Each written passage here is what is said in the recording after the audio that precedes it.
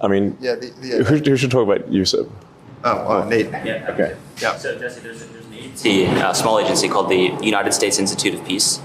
It's definitely the agency we had the most fight at. We actually went into the agency and found that they had loaded guns inside of their headquarters. Institute for Peace. I mean, any given company, any given organizational name is going to be kind of be the opposite of the title. Right. Yeah. Yeah, and so it was by far the least peaceful agency that we've worked with, ironically. Of course. Additionally, we found that they were spending money on things like private jets, and they even had a $130,000 contract with a former member of the Taliban. This is real. We don't encounter that at most agencies. Yeah. What was the money going to the Taliban for? So it was a contractor. They received $130,000 for generic services. And to Elon's point, there was not actually a clear description of what the contractor services were for. But Was it for opium? Unclear. Or weapons? Or nothing. Or nothing. Or abroad? Or nothing. And you naturally have to ask the question, well, how did we get here? Like when the country was founded, there were only 4 agencies. Today there are over 400.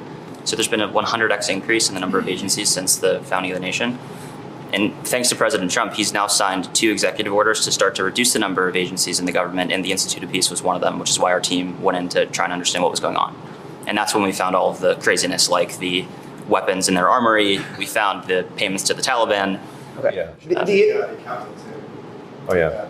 So Try to hide the evidence. Right, so just a few hours after we got into their headquarters, we found that their chief accountant had actually deleted over 1 terabyte of accounting records from several years. So you'd have to ask the question, well, why would somebody do that? The DOGE team, fortunately, was able to recover that data with the help of a few great employees at the Institute of Peace.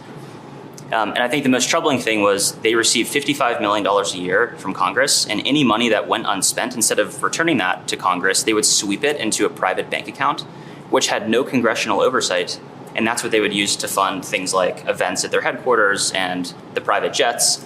And so I think it's a great example because most Americans don't know what's going on at a lot of these smaller agencies. And this is, I think, the most extreme case of some of the wasteful spend that we're finding. So the agencies are hiding money from you. They're sending it to the Taliban. They have loaded weapons in the department buildings. At the Institute of Peace. At the Institute of Peace. Yes. That's right. So this is a cover-up when you guys roll in.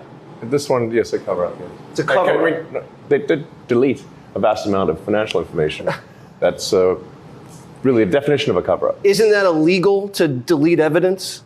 Yes. Shred documents? It is. It's certainly illegal to delete accounting records that that Congress would certainly want to know where the congressionally appropriated funds are going from taxpayers. When you catch them going Hillary style on their computers, do you refer this to the Department of Justice? In this case, we did refer the evidence in the accounting example to the FBI and DOJ, and we were proud to do that. So yes, we did. Resistance has shown up in some very surprising places. So for example, the famous fork in the road email